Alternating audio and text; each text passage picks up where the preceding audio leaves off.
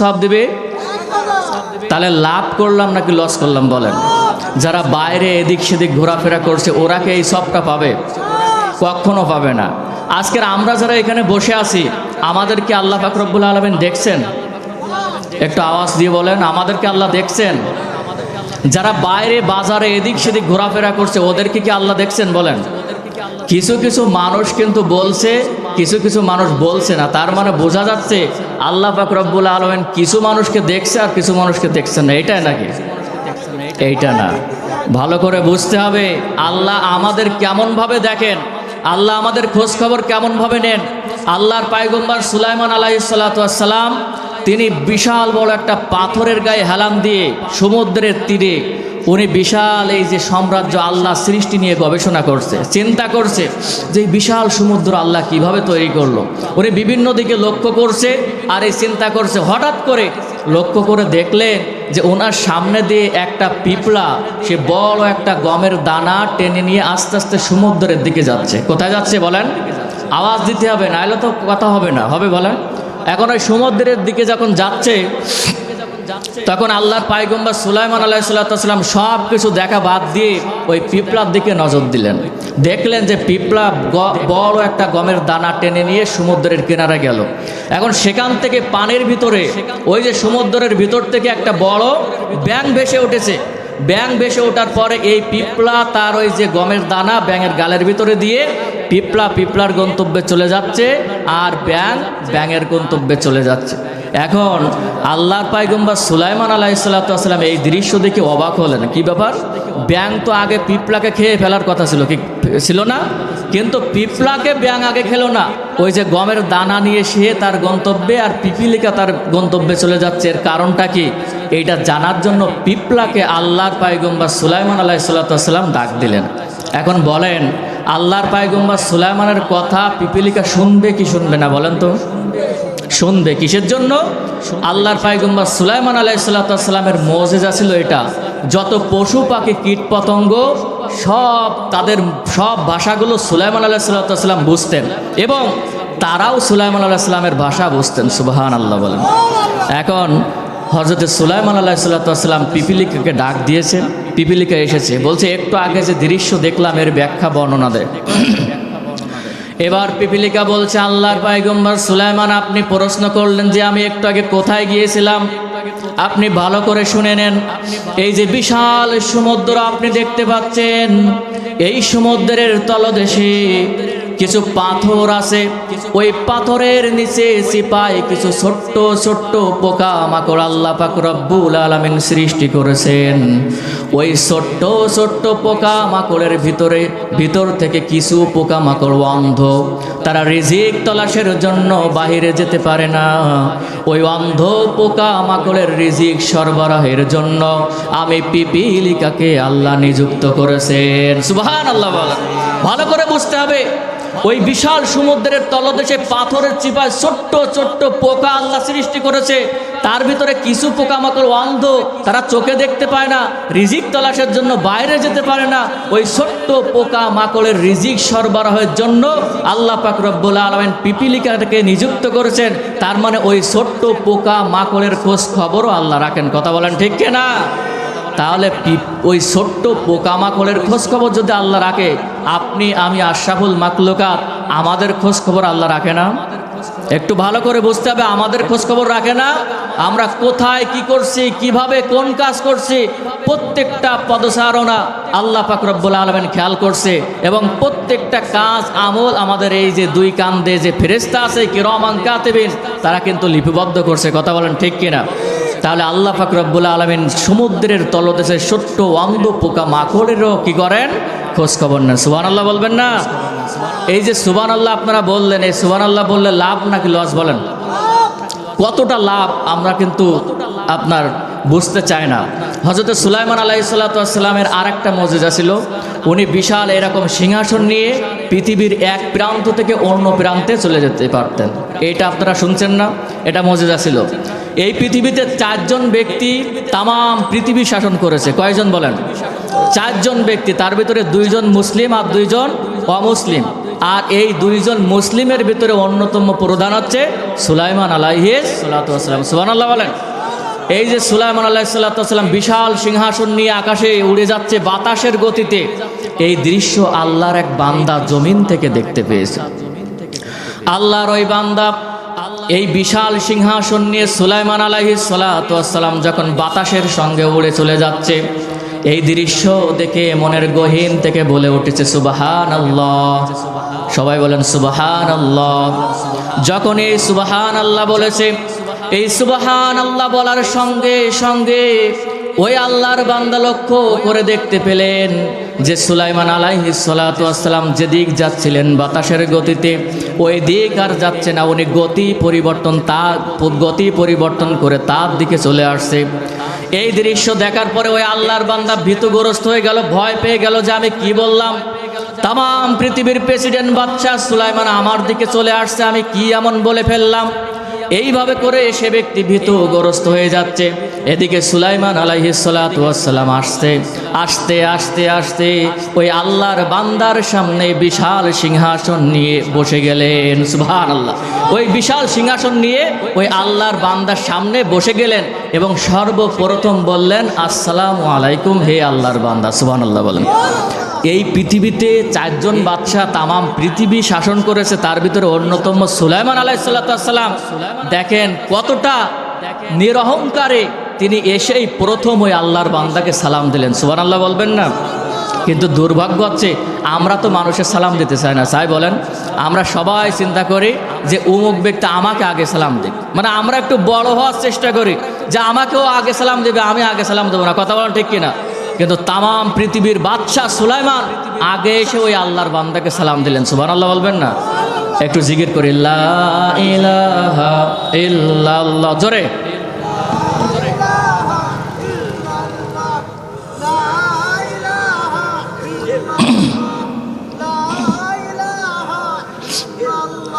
লা ইলাহা ইল্লাল্লাহু মুহাম্মাদুর রাসূলুল্লাহ।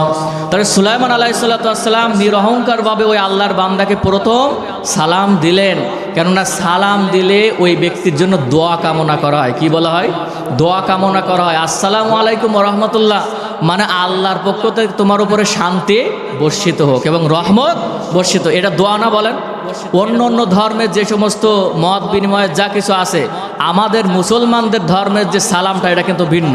মানে আপনি একজনকে সালাম দিলেন, তার মানে তার জন্য আপনি দোয়া করলেন। সুবহানাল্লাহ বলেন। এই সালামের প্রচলন সমাজে ঘটানোর প্রয়োজন আছে না নাই বলেন? কিন্তু সমাজ থেকে কিন্তু সালামের প্রচলন উঠে যাচ্ছে। কথা বলেন ঠিক কিনা? প্রমাণ কি জানেন? আমি খুলনা যখন প্রথম গেছি, যাওয়ার পরে আমাকে একজন দাওয়াত করেছে, আমার এক মুসল্লি বলছে, হুজুর আগামী জুম্মার দিন আপনার দাওয়াত থাকলো।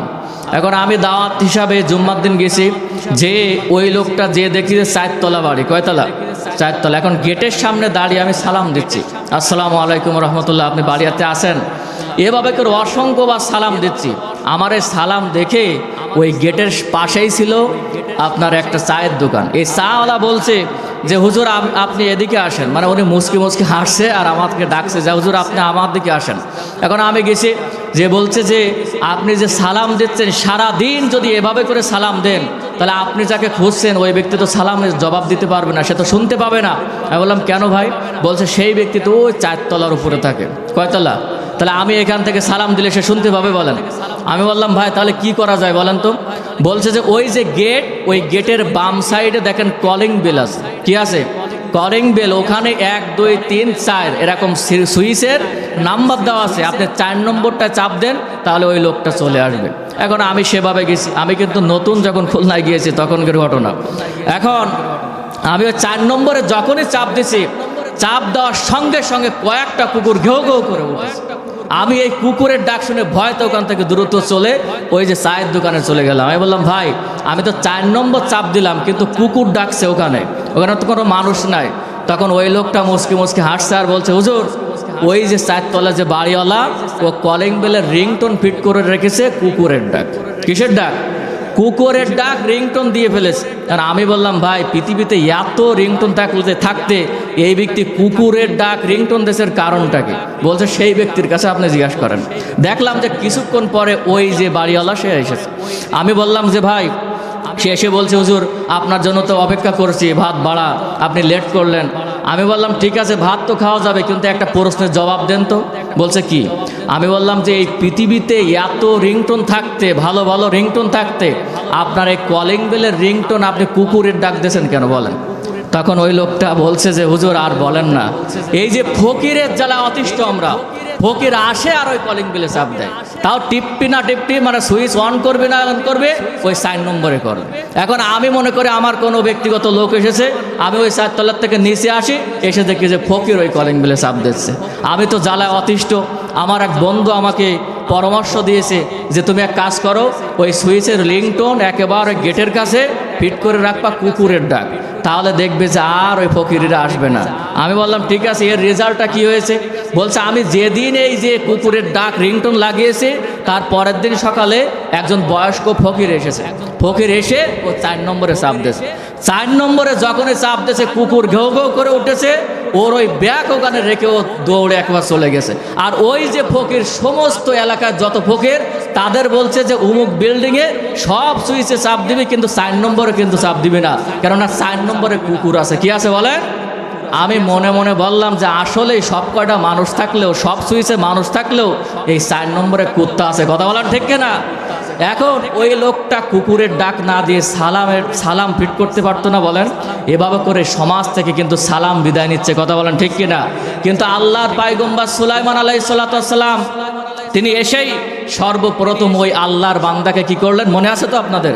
সালাম দিলেন, হে আল্লাহর বান্দা, ভয় পাওয়ার কোনো কারণ নাই। আল্লাহর পয়গম্বর সুলাইমান আলাইহিস সালাম বলছে, হে আল্লাহর বান্দা, একটু আগে তুমি তোমার জবান দিয়ে কি বললা একটু আমাকে বলো। তখন ওই আল্লাহর বান্দা বলছে, হে আল্লাহর পয়গম্বর, আমি আমার অন্তর থেকে তো অনার্থক কিছু বলি নাই, অনার্থক কোনো কথাবার্তা বলি নাই। আমি যখন লক্ষ্য করে দেখলাম আপনার ওই বিশাল সিংহাসন নিয়ে বাতাসের সঙ্গে উড়ে চলে যাচ্ছেন, এই দৃশ্য দেখার পরে আমার মনের গভীর থেকে একবার বলেছি সুবহানাল্লাহ, সুবহানাল্লাহ। এই সুবহানাল্লাহ ছাড়া অন্য কোনো কথাই আমি বলি নাই। তখন আল্লাহর পয়গম্বর সুলাইমান আলাইহিস সালাম বলছে, হে আল্লাহর বান্দা, ভয় পাওয়ার কোনো কারণ নাই, টেনশন করার কোনো কারণ নাই, কেননা আমি নবী, তুমি নবী না। আমি যা চোখে দেখে, আমার নবুয়তে চক্ষুই যা দেখতে পাই, তুমি তা দেখতে পাও না। যখন তোমার মনের গহীন থেকে একবার বলেছে সুবহানাল্লাহ, আমি ওই বিশাল সিংহাসন থেকে লক্ষ্য করে দেখতে পেয়েছি তোমার মাথার উপরে আল্লাহ পাক রব্বুল আলামিনের অসংখ্য ফেরেশতারা তোমার গুনাহ মাফের জন্য দোয়া করছে। সুবহানাল্লাহ। এই কারণে আমি ওখান থেকে এই পর্যন্ত তোমার সামনে এসেছি। সুবহানাল্লাহ বলবেন না? তাহলে সুবহানাল্লাহ বললে লাভ নাকি লস? এই সুবহানাল্লাহ আলহামদুলিল্লাহ আমরা জোরে জোরে বলবো। কি রাজি আছেন তো ইনশাআল্লাহ? আমরা এই পৃথিবীতে এসেছি, আমরা কি কেউ এই পৃথিবীতে স্থায়ীভাবে থাকতে পারবো বলেন? না। এই জন্য আজকের মাহফিল হচ্ছে তাফসিরুল কোরআন মাহফিল। কি মাহফিল বলেন? তাফসিরুল কোরআন মাহফিল। আমাদেরকে কোরআন থেকে কথা বলতে হবে। কোথা থেকে? কোরআনের বাইরে কোনো কথা বলা যাবে না, কেননা কোরআন হচ্ছে আমাদের সংবিধান। কি বলেন? প্রত্যেকটা জাতির একটা করে সংবিধান থাকে না?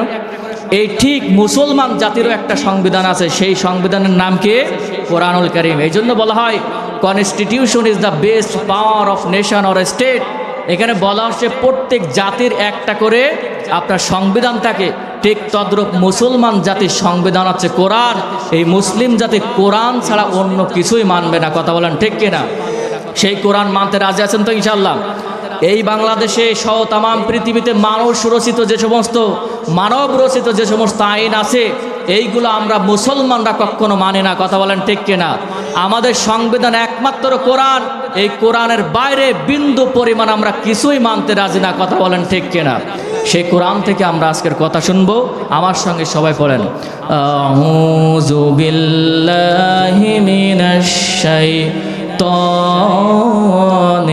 রাজিম, বিসমিল্লাহির রহমানির রহিম।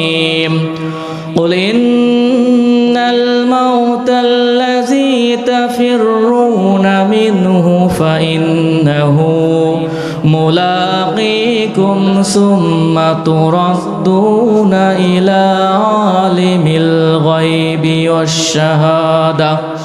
والشهادة فينبئكم بما كنتم تعملون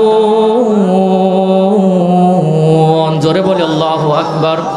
আল্লাহ পাক রব্বুল আলামিন বলেন কুল ইন্নাল মাউতাল্লাযী তাফিরুনা মিনহু ফাইন্নাহু মুলাকীকুম।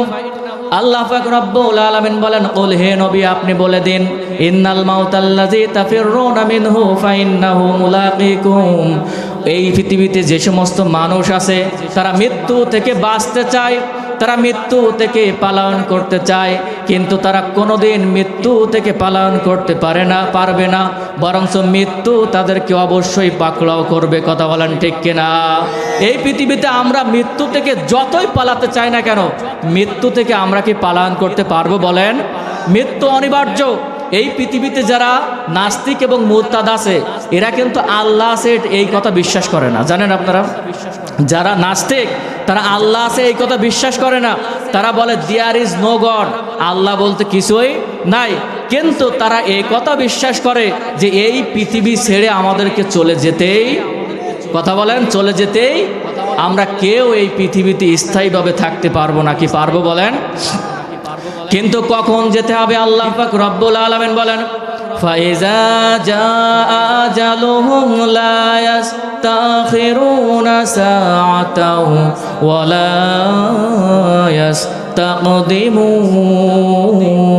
ইস্তাকদিমুন। জোরে বলি আল্লাহু আকবার।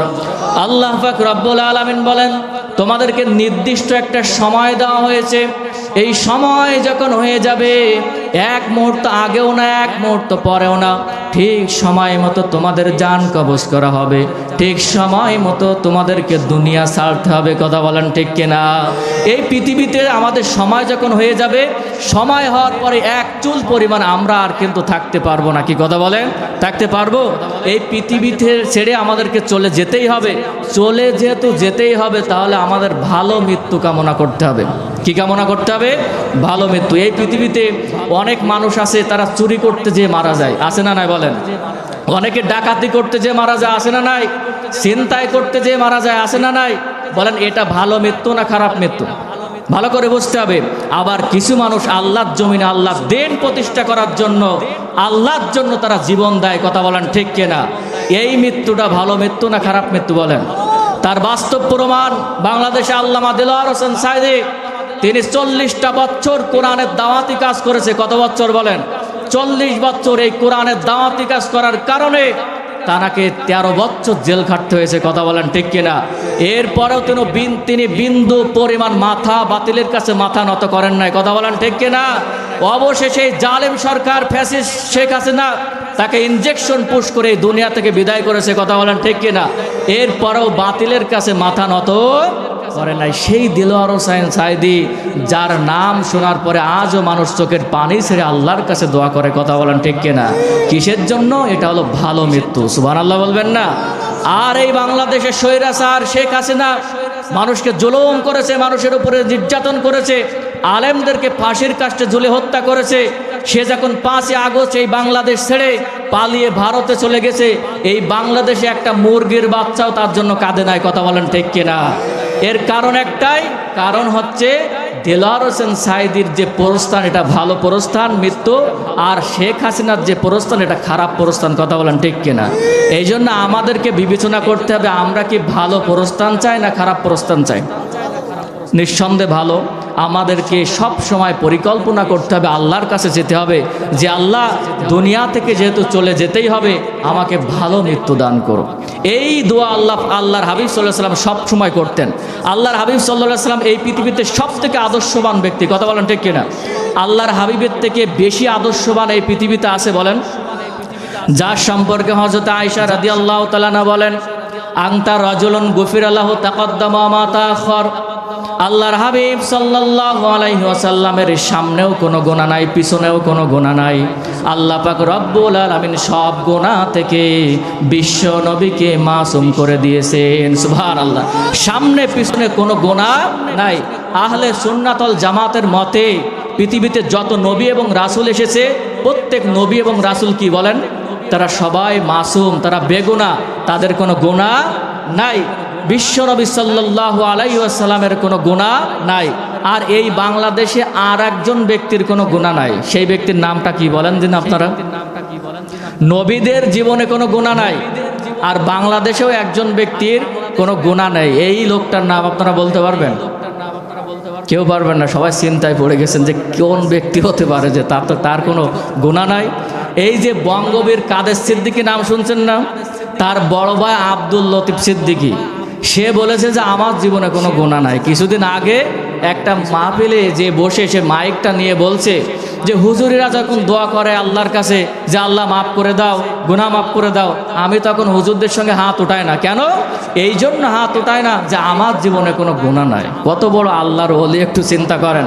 অথচ এই ব্যক্তিটা এই যে হজ নিয়ে কটূক্তি করেছিল, এই ব্যক্তিটা তাবলিগ জামাত নিয়ে কটূক্তি করেছিল।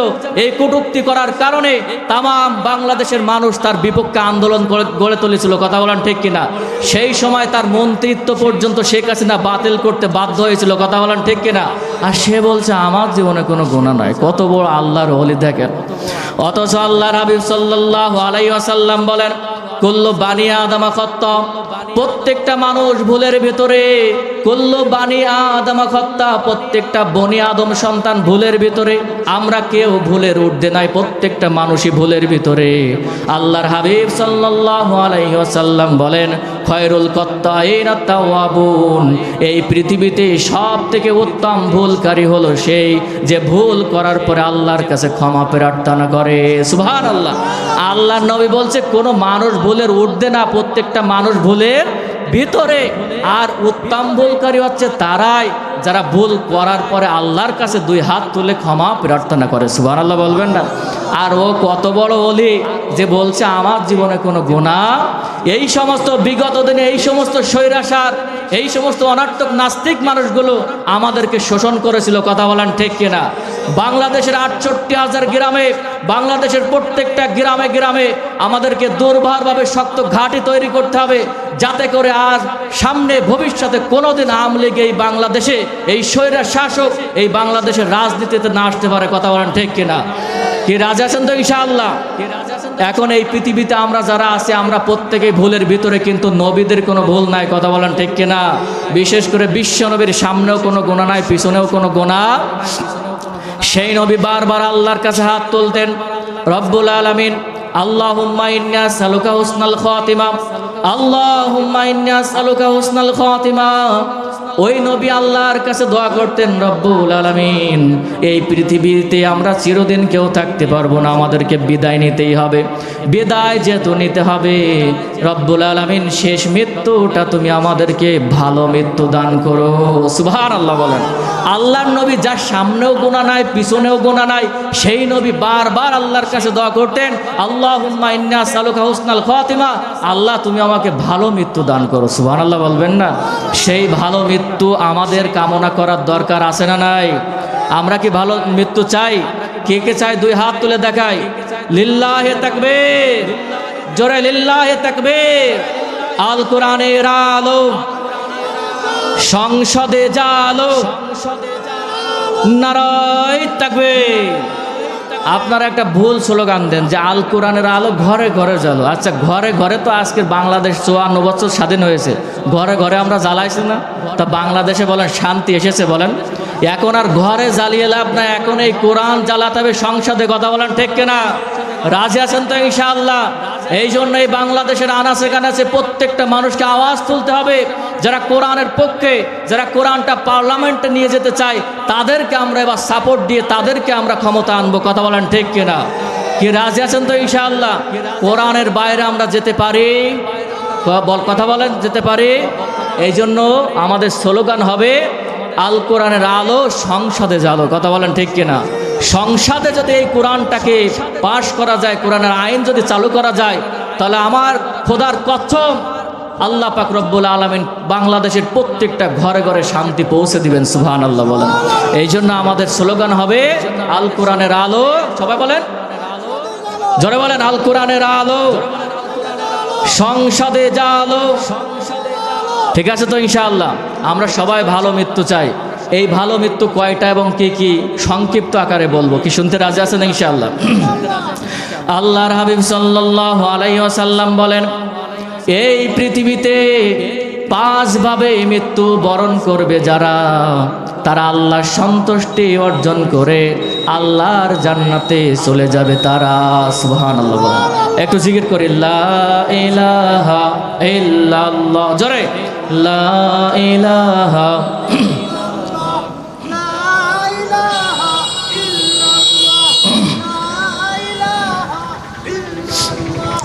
লা ইলাহা ইল্লাল্লাহু মুহাম্মাদুর রাসূলুল্লাহ।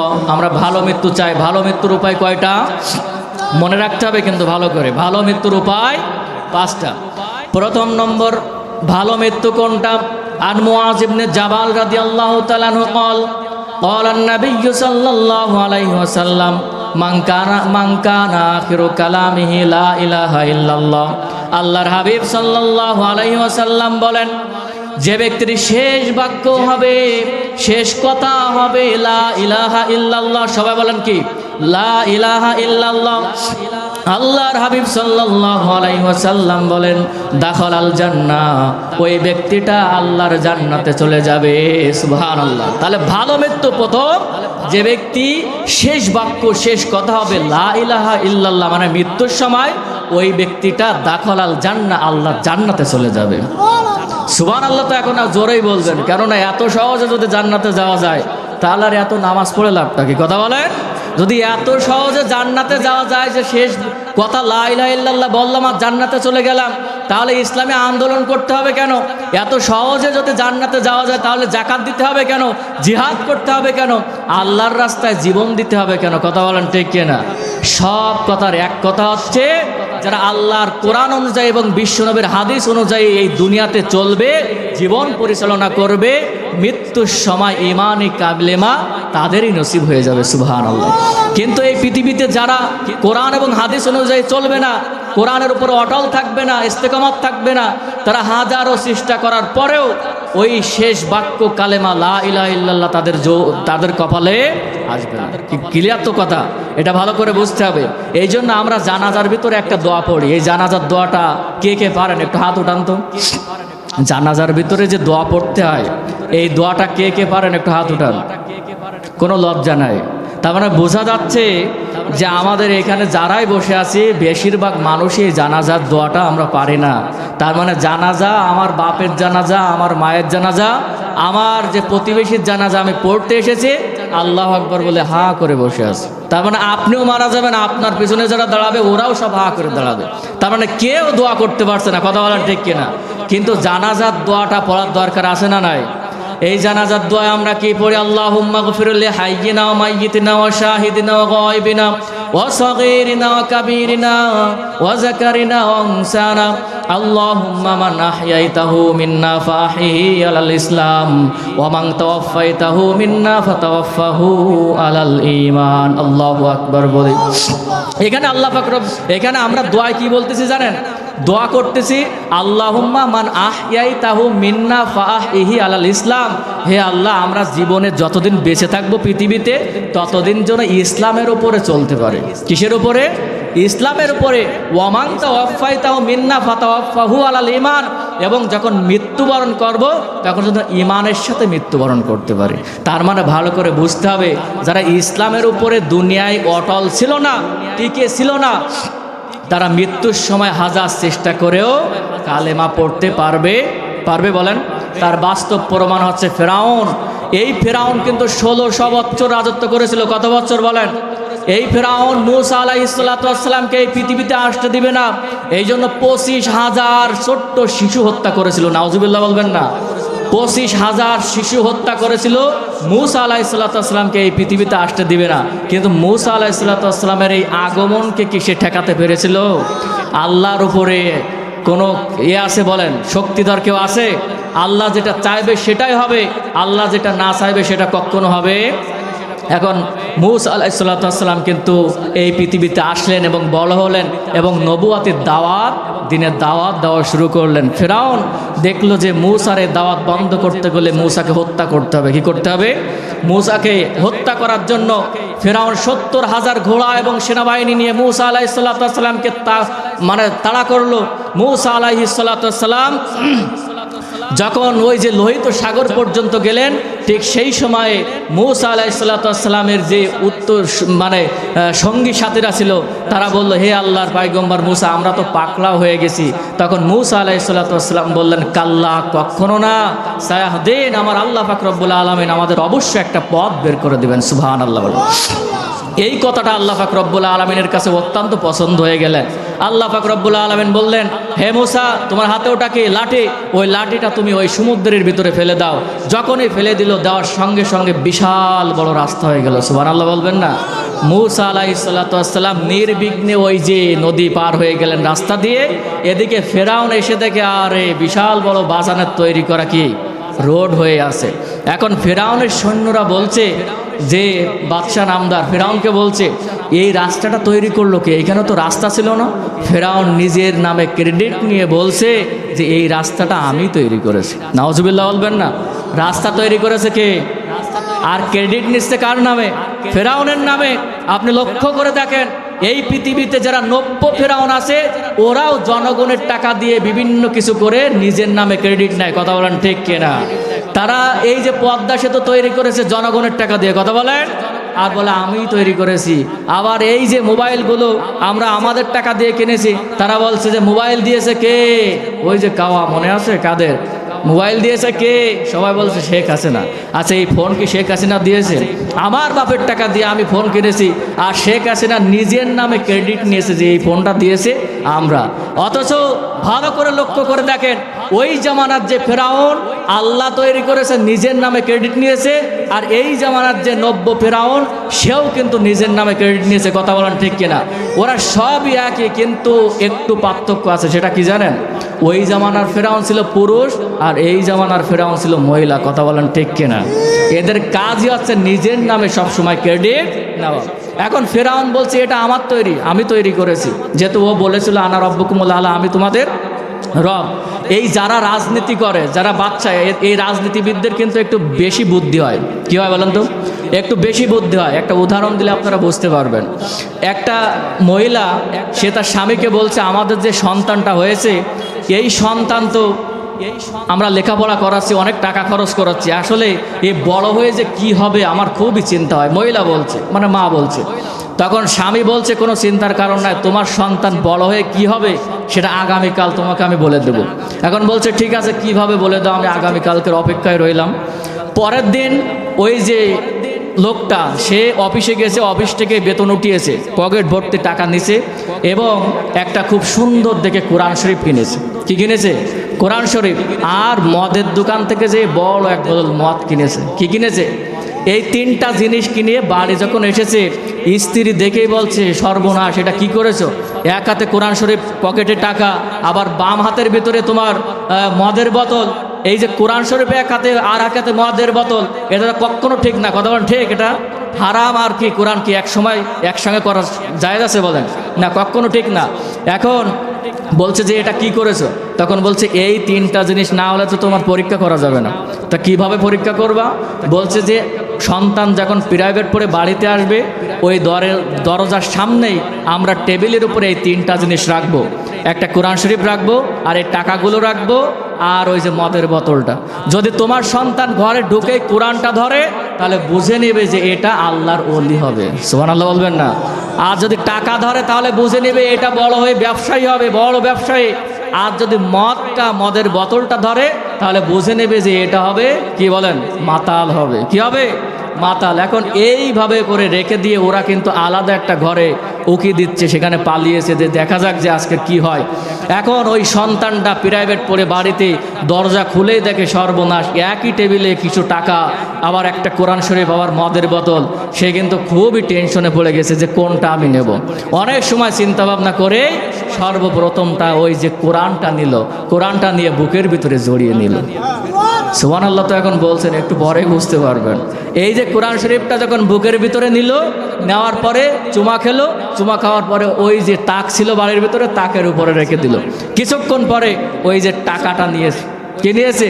ওদিকে মা তো আনন্দ করছে যে আমার সন্তান আল্লাহর ওলি হবে, কেননা কোরআন ধরেছে। এরপরে কোরআনটা রাখার পরে ওই টাকা নিয়েছে, টাকা নিয়ে যখন পকেটে রাখছে ওর মা বলছে কি ব্যাপার, কথা ছিল তো একটা ধরবে কিন্তু এখন টাকাও ধরছে, এর কারণটা কি? তখন ওই যে স্বামী লোকটা বলছে যে চুপ করো, দেখা যাক দেখি কি করে, আমরা একটু দেখি। এই যে টাকা পকেটের ভিতরে নেওয়ার পরে তৃতীয় নম্বর কিন্তু ওই মদের বোতলও নিয়েছে। মদের বোতল নিয়েই মুখে কিন্তু ঠপাঠপ কয়েকটা বাড়ি দেওয়া হয়ে গেছে। কি বলবেন এখন? এখন ওই যে স্ত্রী বলছে যে এটা তো আমি কিছুই বুঝলাম না, ওর নেওয়ার কথা ছিল একটা, তিনটা নিল কেন?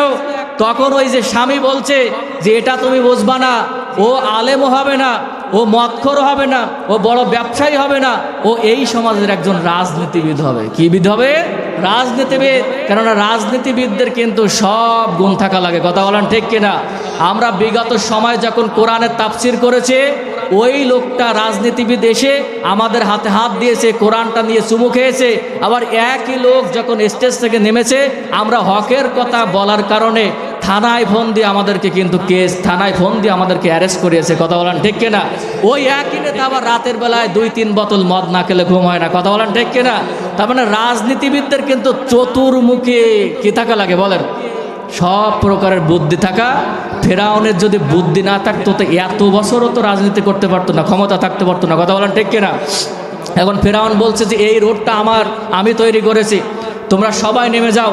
তখন ফেরাউন যখন ওই রোডের ভিতরে নেমে গেছে, এবার আল্লাহ পাক রব্বুল আলামিন বলছে, ফেরাউন সারাটা জীবন আমার মুসলমান বান্দাদেরকে তুই হত্যা করেছিস, 25,000 ছোট্ট বাচ্চাকে হত্যা করেছিস, মূসা আমার নবী মূসাকে তোরা ব্যাপকভাবে নির্যাতন করেছিস।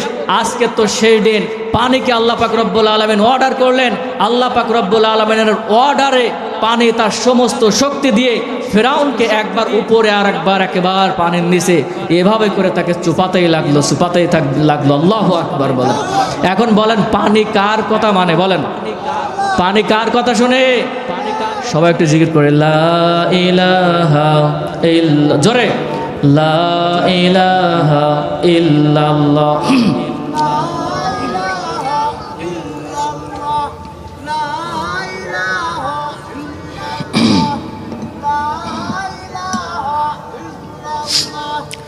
লা ইলাহা ইল্লাল্লাহু মুহাম্মাদুর রাসূলুল্লাহ। পানি কার কথা শুনবে? আল্লাহর কথা। এই আসমান জমিন সব কিছু কার কথা শুনে? সবাই বলেন। শুধু শুনি না এ মানুষ জাতি আমরা খুবই চালাক, আমরা আল্লাহর কথা শুনতে চাই না। আল্লাহ কোরআনের ভিতরে 1 বার 2 বার না 82 বার নামাজের কথা বলেছে। আমরা এই নামাজ কয়জন আদায় করি 5 ওয়াক্ত? এরকম মানুষ এখানে খুঁজলে কিন্তু পাওয়া যাবে না, কথা বলেন ঠিক কিনা? আমরা খুবই চালাক কেমন জানেন? এক জায়গায় ফুটবল খেলতে গেছে সব ছেলে মেয়েরা, তারা ফুটবল খেলা শেষ হলে বলছে যে হাতে অনেক সময় আছে, আমরা এখন বাড়িতে যাব না, এক কাজ করি সবাই 2-5 টাকা করে উঠায় একটু মুড়ি চানাচুর খায়। কি খায়? মুড়ি চানাচুর। মানুষ কতটা চালাক দেখেন। এখন এই যে সবাই টাকা উঠাচ্ছে, কেউ দেশে 5 টাকা, কয় টাকা? কেউ দেশে 4 টাকা, কেউ দেশে 3 টাকা, আর কেউ দেশে 2 টাকা। এখন ওই রাস্তা দিয়ে যাচ্ছিল শয়তান। কে যাচ্ছিল? শয়তান মনে মনে বলছে যে আজকের আমি এখানে টাকা দেবো কম আর খাবো বেশি, টাকা দেবো 1 টাকা আর ওদের থেকে আজকের বেশি মুড়ি চানাচুর আমি খাবো। এই চিন্তা ভাবনা করে শয়তান এসে বলছে যে আমিও থাকতে চাই। এখন শয়তান বলছে আমি 1 টাকা দেবো তোমাদের। ওরা বলছে ঠিক আছে, কোনো সমস্যা নাই, যার কাছে যা আছে তাই। 1 টাকা দিয়েছে। মুড়ি চানাচুর যখন কিনে এনে মাখানো হয়ে গেছে, যখন খাওয়া দাওয়া শুরু হবে, ঠিক সেই সময় ওর ভিতর থেকে একজন বলছে যে ঠিক আছে সবাই তো খাবে, কিন্তু ইনসাফপূর্ণভাবে খেতে হবে। কেউ দেশে 5 টাকা, কেউ দেশে 4 টাকা, কেউ দেশে 3 টাকা, কেউ 2 টাকা। এখন সবাই তো সমান খেতে পারবে না, তাহলে তো ইনসাফপূর্ণ হবে না। হবে বলেন? বেশি টাকা যে দেশে সে বেশি খাবে, আর যে কম দেশে সে কম খাবে। কিন্তু কিভাবে করে কি করতে হবে? সবাই জিজ্ঞাসা করছে তাহলে কি করতে হবে বলো। তখন ওই ব্যক্তিটা, ওই ছেলেটা বলছে যে 5 টাকা দিয়েছে সে 5 আঙ্গুল দিয়ে খাবে। কয় আঙ্গুল দিয়ে বলেন?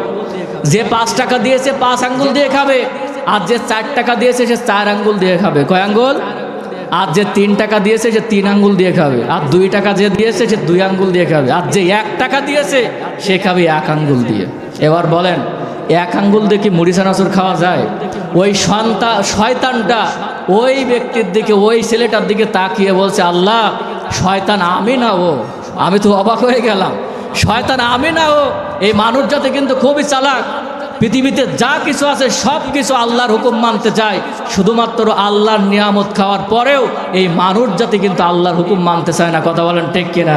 কিন্তু আল্লাহর হুকুম মানার প্রয়োজন আছে না নাই?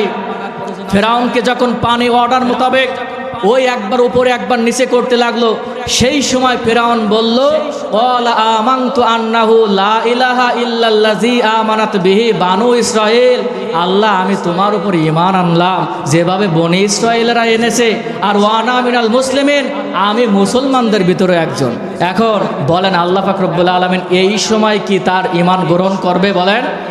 আল্লাহ পাক রব্বুল আলামিন বলেন, আল আনা, কখনো না, এখন আর সম্ভব। সারা জীবন ইসলামের বিরোধিতা করেছো, সারা জীবন মুসলমানদের বিরোধিতা করেছো, জুলুম নির্যাতন করেছো, আর এখন এসে তুমি বলছো যে আমি ঈমান আনলাম। এখন আর ঈমান আনলে গ্রহণযোগ্য হবে? এই পৃথিবীতে যারা সারাটা জীবন ইসলামের বিরোধিতা করেছে, সারাটা জীবন আলেম ওলামার উপরে নির্যাতন করেছে, তারা মৃত্যুর সময় হাজার চেষ্টা করেও তাদের ঈমানি কালেমা নসিব হবে না। কথা বলেন ঠিক কিনা? আর যারা কোরআন এবং হাদিস অনুযায়ী চলেছে, জীবন পরিচালনা করেছে, শুধুমাত্র তাদেরকেই এই মরার সময় শেষ বাক্য হবে লা ইলাহা ইল্লাল্লাহ, এরাই দাখালাল জান্নাহ, আল্লাহর জান্নাতে চলে যাবে। সুবহানাল্লাহ বলবেন না? তাহলে ভালো মৃত্যুর উপায় কয়টা? প্রথম নম্বর কি? কালেমা নসিব হওয়া, শেষ বাক্য কি হওয়া? কালেমা নসিব হওয়া। আর এরপরে 2 নম্বর আছে শাহাদাতে মৃত্যু। কিসের মৃত্যু? সবাই বলেন। শাহাদাতে মৃত্যু। 2 নম্বর হলো শাহাদাতে মৃত্যু। পৃথিবীতে যারা শাহাদাতে মৃত্যুবরণ করবে তারা মৃত্যুর পরেই আল্লাহর জান্নাতে চলে যাবে। সুবহানাল্লাহ বলেন। কেননা শহীদ যারা, তারা কিন্তু কবরে বসে জান্নাতে রিজিক প্রাপ্ত, তারা রিজিক পেতে থাকে। সুবহানাল্লাহ বলবেন না? কিন্তু সমস্যা হলো শাহাদাতের কথা, জিহাদের কথা যখন আমরা শুনি, আমরা খুবই ভীতগ্রস্ত হয়ে যাই যে এই আল্লাহর জন্য আমাদের জীবন দিয়ে দিতে হবে, সব তো শেষ হয়ে যাবে। এই কথা বলেন। কিন্তু সাহাবায়ে কেরাম কিন্তু জীবনের মায়া করতো না। তারা আল্লাহ এবং আল্লাহ রাসূলের কথা মোতাবেক যখনই ডাক আসতো, এই জীবনটা হাতের মুঠোয় নিয়ে তারা কিন্তু আল্লাহর রাস্তায় ঝাঁপিয়ে পড়তো। কথা বলেন ঠিক কিনা? এই জন্য হযরতে ওমর ফারুক রাদিয়াল্লাহু তাআলা আনহু সব সময় দোয়া করতেন, আল্লাহুম্মা রযুকনি শাহাদাতান ফি সাবিলিক, আল্লাহুম্মা রযুকনি শাহাদাতান ফি সাবিলিক। রব্বুল আলামিন আমাকে তুমি শাহাদাতে মৃত্যু দান করো। কিসের মৃত্যু? বলেন। রব্বুল আলামিন আমাকে শাহাদাতে মৃত্যু দান করো। কেননা শাহাদাতে মৃত্যু বরণ করবে যারা, মৃত্যুর পরে আল্লাহর জান্নাতে চলে যাবে তারা। সুবহানাল্লাহ। শাহাদাতে মৃত্যু কামনা করতে হবে।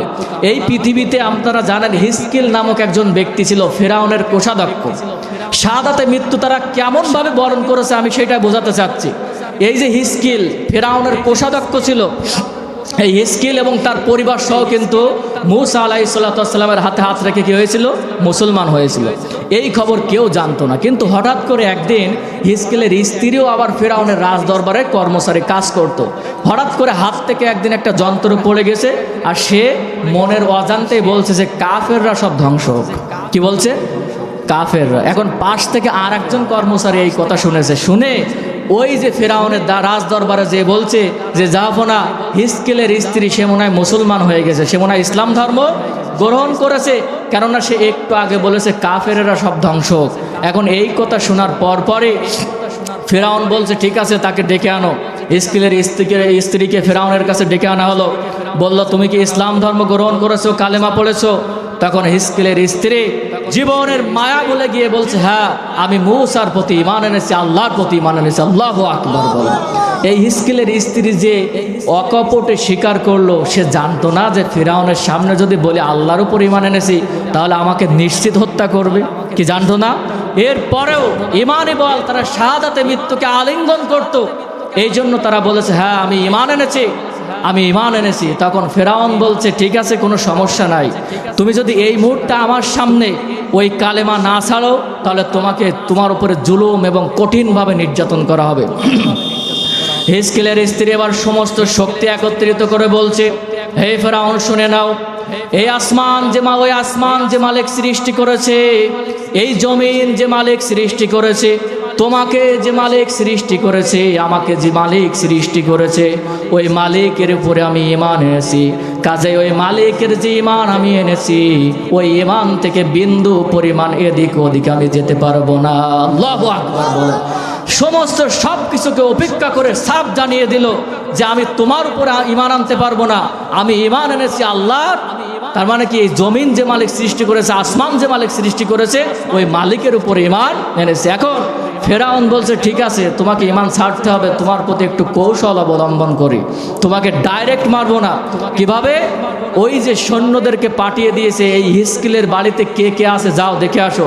এখন এই যে সৈন্যরা বাড়িতে গেছে, যে দেখে যে হিজকিল বাড়িতে নাই। এখন কে কে আছে? হিজকিলের 4টা সন্তান ছিল। কয়টা বলেন? সবাই একটু আওয়াজ দিয়ে বলেন।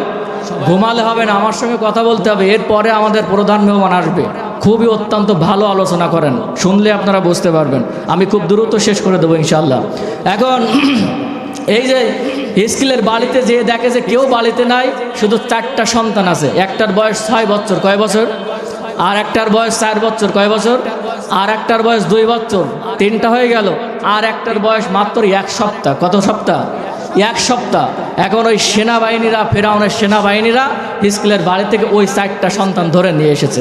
4টা সন্তান এই হিজকিলের স্ত্রীর সামনে হাজির করলো আর বলল যে তুমি যে ঈমান এনেছো আল্লাহর প্রতি, ওই ঈমান যদি তুমি না ছেড়ে দাও, তাহলে তোমার সামনে তোমার এই সন্তানদেরকে হত্যা করবো। নাউজুবিল্লাহ বলবেন না?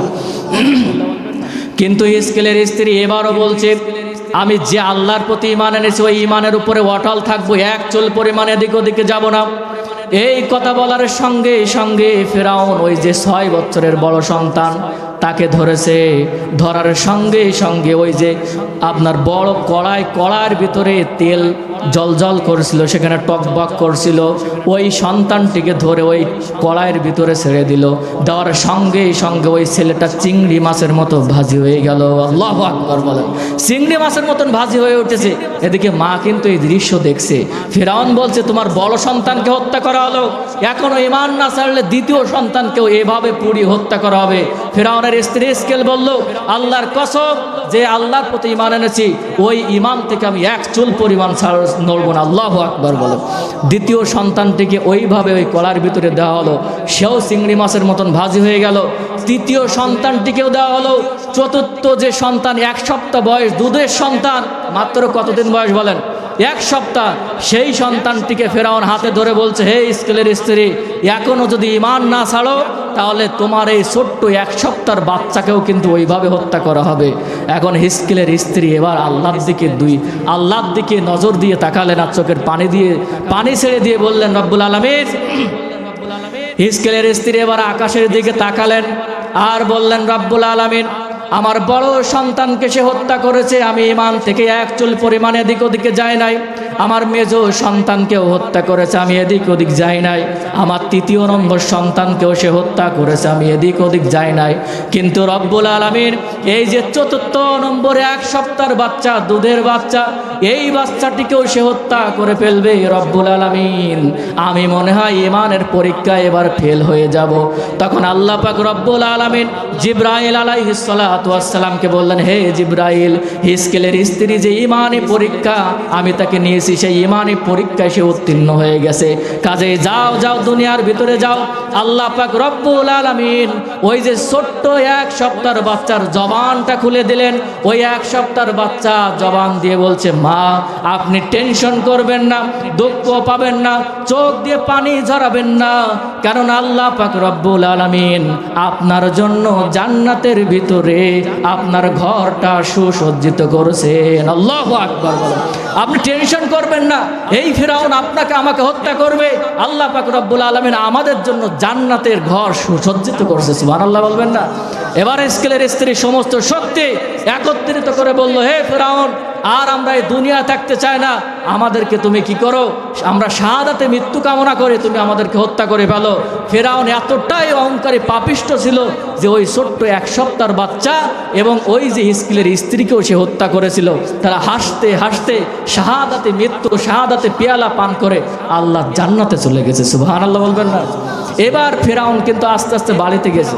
শেষ ফিরাই ফেরাউন যখন বাড়িতে গেছে, রাতের বেলা যে দেখে যে আসিয়া আলাইহিস সালাতু ওয়াস সালাম 2 চোখের চোখের পানি ঝরাচ্ছে।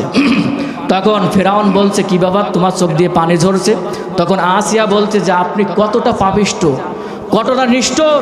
এই যে হিজকিলের 4টা সন্তানকে আপনি হত্যা করেছেন, 1 সপ্তাহ দুধের বাচ্চাকে হত্যা করেছেন, ওই মহিলাটাকেও আপনি হত্যা করেছেন। আপনার ভিতরে কি কোনো মায়া দয়া নাই? বিন্দু পরিমাণ মায়া দয়া নাই? ফেরাউন এবার বলছে, আসিয়া বুঝতে পেরেছি তুমিও হয়তো ঈমান এনেছো। আল্লাহু আকবার বললেন না? এবার আসিয়া আলাইহিস সালাতু ওয়াস সালাম চিন্তা ভাবনা করলেন, তারা যদি আল্লাহর জন্য শাহাদাতে মৃত্যু কামনা করতে পারে, স্ত্রীর মতন হত্যা করব। এভাবে করে রাত চলে গেছে, সকালবেলায় সূর্য উদিত হয়েছে। এবার ফিরআউন বলছে, হে আসিয়া কি খবর? আসিয়া বলছে, আমি বিন্দু পরিমাণ ঈমান থেকে এদিক ওদিক যাব না। সুবহানাল্লাহ বলবেন না? এবার ফিরআউন কিন্তু আসিয়া আলাইহিস সালাতু ওয়াস সালামকে কি করেছে, এভাবে করে পেরেক দিয়ে, কাঠের সঙ্গে পেরেক, এই 2 হাতে পেরেক দিয়ে এভাবে করে বেঁধেছে। বাঁধার পরে তার লজ্জা স্থানে, স্তনের ভিতরে এই যে লোহার বল্লভ দিয়ে আপনার কি করেছে, আঘাত করেছে, বিবস্ত্র করেছে। করার পরে যখন রক্তকরণ শুরু হয়ে গেছে, ঠিক সেই সময়ে আসিয়া আলাইহিস সালাতু ওয়াস সালাম আল্লাহর দিকে নজর করে বললেন, রব্বুল আলামিন, তোমার জন্য আমার এই জীবনটা আমি দিয়ে দিচ্ছি। কাজে তোমার কাছে আমার কোনো কিছু চাওয়ার নাই, শুধু একটা জিনিস চাওয়ার, সেটা হচ্ছে জান্নাতের ভিতরে তোমার বাড়ির পাশে আমার একটা বাড়ি ঘর তুমি দিও। সুবহানাল্লাহ বলবেন না? হযরতে আসিয়া আলাইহিস সালাতু ওয়াস সালাম যখন এই দোয়া করলেন, ঠিক সেই সময় আল্লাহ পাক রব্বুল আলামিন জিবরাইল আলাইহিস সালাতু ওয়াস সালামকে পাঠিয়ে দিলেন। বললেন, হে জিবরাইল, যাও যাও, চলে যাও, আমার আসিয়ার কাছে চলে যাও। আসিয়া আমার জন্য জীবন দিয়ে দিচ্ছে, কাজে আমি আসিয়ার প্রতি সন্তুষ্ট হয়ে গেছি। সুবহানাল্লাহ বলেন। হযরতে আসিয়ার প্রতি আমি সন্তুষ্ট হয়ে গেছি, কাজে আসিয়ার জন্য জান্নাতের ভিতরে যে ঘর আমি বরাদ্দ করেছি, এই ঘরটা তুমি আসিয়ার সামনে একটু তুলে ধরো। আসিয়া আলাইহিস সালাতু ওয়াস সালাম দুনিয়ায় বেঁচে থাকার সময় যখন শেষ মুহূর্ত, ঠিক সেই সময়ে আল্লাহ পাক রব্বুল আলামিনের ওই জান্নাতটা জিবরাইল আলাইহিস সালাতু ওয়াস সালাম এসে দেখালেন। হযরত আসিয়া আলাইহিস সালাতু ওয়াস সালাম আল্লাহর ওই জান্নাতের ভিতরে ঘরটা দেখলেন, আর মুস্কি মুস্কি হাসলেন। মুস্কি মুস্কি হাসতে হাসতে আল্লাহ পাক রব্বুল আলামিনের জান্নাতে চলে গেলেন। সুবহানাল্লাহ। তার মানে শাহাদাতে মৃত্যুবরণ করলেন। শাহাদাতে মৃত্যুবরণ করার পরে আল্লাহ কি জান্নাত দিবে না? কথা বলেন। তাহলে ভালো মৃত্যু 2 নম্বর মৃত্যু কোনটা? শাহাদাতে মৃত্যু। এই মৃত্যু কি আমরা কামনা করি? তাহলে আমরা সব সময় দোয়া করব, আল্লাহুম্মা রযুকনি শাহাদাতান ফি সাবিলিক। সবাই বলেন, আল্লাহুম্মা রযুকনি শাহাদাতান ফি সাবিলিক, আল্লাহুম্মা রযুকনি শাহাদাতান ফি সাবিলিক। এই দোয়া কি আমরা করতে পারবো না? এখন 5টা ভালো মৃত্যুর প্রথম নম্বর আছে কালেমা নসিব হওয়া। যে ব্যক্তির কালেমা নসিব হবে, বুঝবেন এটা ভালো মৃত্যু, এই ব্যক্তি জান্নাতি। আর 2 নম্বর শাহাদাতে মৃত্যু। যে ব্যক্তি শাহাদাতে মৃত্যুবরণ করবে, এটা ভালো মৃত্যু, বুঝবেন এই ব্যক্তি জান্নাতি। এখন 3য়, 4র্থ, 5ম নম্বর বলতে গেলে আর তো সময় নাই, কারণ আমার যে সময় দেওয়া হয়েছিল তাও অলরেডি সেই সময়টা শেষ হয়ে গেছে। আমাদের যে প্রধান মেহমান, উনি খুবই গুরুত্বপূর্ণ আলোচনা করবেন। আপনারা এদিক সেদিক যারা ঘোরাফেরা করছেন, খুব দ্রুত প্যান্ডেলে চলে আসেন। আমার গত 2 দিন আগেও প্রোগ্রাম ছিল মাগুরায়, সেখানে কথা বলার কারণে গলাটা একটু ভেঙে গেছে, আর মারাত্মক ঠান্ডা পড়ছে। যাও, যে কথাগুলো বললাম, আল্লাহ পাক রব্বুল আলামিন এর উপরে আমল করার তৌফিক দান করুন। সবাই বলে আমিন। আমাদের প্রধান মেহমান এখন কথা বলবেন। তার আগে আপনাদের কাছে আমি একটি ছোট্ট রিকোয়েস্ট করব। এই যে প্যান্ডেলটা করা হয়েছে, এখানে বাইরের থেকে, ওই যে খুলনা থেকে বক্তা নিয়ে আসা হয়েছে, তাদের যাতায়াতের ভাড়া, এই যে প্যান্ডেলের ভাড়া দিতে হবে। এখন এই যে মাহফিলটা তো একজনের দ্বারা করা সম্ভব না। সম্ভব বলেন? সবার ঐক্য, সবাই মিলে যদি এই কাজটা করে তাহলে সহজ হয়ে যাবে। এই জন্য এখানে আপনারা যারা আছেন, এই মাহফিলের জন্য সামান্য কিছু যদি আপনারা দানের নিয়েতে, সৎকার নিয়েতে দিতে পারেন, তাহলে এই মাহফিলটা কিন্তু কি আগামী বছর করার জন্য আরও এরা উৎসাহিত হবে। এই জন্য আমি আহ্বান করছি, আপনারা যে যা পারেন 500 টাকা, 100 টাকা এই মাহফিলের জন্য একটু দেওয়ার চেষ্টা করেন। তাদের জন্য দোয়া হবে। আমাদের প্রধান মেহমান, উনি মুসাফির মানুষ, উনি আপনাদের জন্য দোয়া করবেন। কেউ আছেন 500 টাকা, 100 টাকা যদি থেকে থাকেন, তাহলে একটু হাত উঠান, তাদের জন্য দোয়া হবে ইনশাআল্লাহ। হাত উঠান, কে কে দিতে চান? হাত উঠান, কে কে দিতে চান?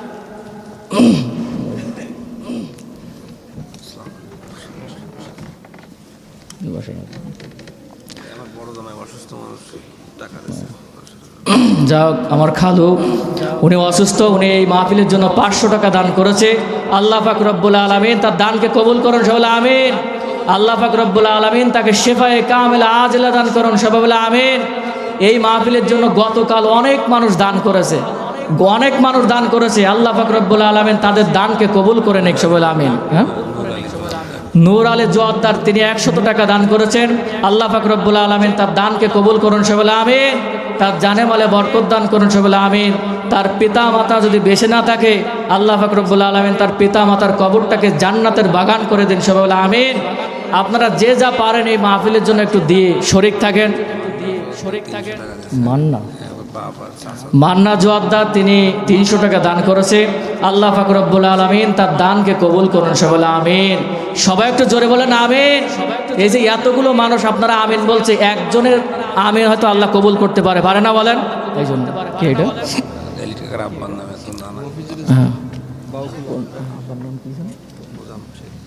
মোজাম শেখ আমার নানা, ওনার ছেলে নানার নামে 500 টাকা দান করেছে। আল্লাহ পাক রব্বুল আলামিন এই দানকে কবুল করুন, সবাই বলে আমিন। জানে মালে বরকত দান করুন, সবাই বলে আমিন। নানার কবরটাকে আল্লাহ পাক রব্বুল আলামিন জান্নাতের বাগান বানায় দিন, সবাই বলে আমিন। মফিজুল ইসলাম বাউখলা তিনি তার আব্বা মার জন্য দোয়া চেয়েছে, 100 টাকা দান করেছে। আল্লাহ পাক রব্বুল আলামিন তার দানকে কবুল করুন, সবাই বলে আমিন। এই যে টাকাটা দেওয়া হচ্ছে, এই টাকা কখনো বিফলে যাবে না, জানেন। মানুষ যখন মারা যায় সব আমলের দরজা বন্ধ হয়ে যায়, যায় কিনা বলেন। 3টা আমলের দরজা খোলা থাকে, তার ভিতরে অন্যতম হচ্ছে সদকায়ে জারিয়া। আপনি আপনার পিতা মাতার জন্য, আপনার পরিবারে যারা দুনিয়া থেকে বিদায় হয়ে গেছে তাদের নাম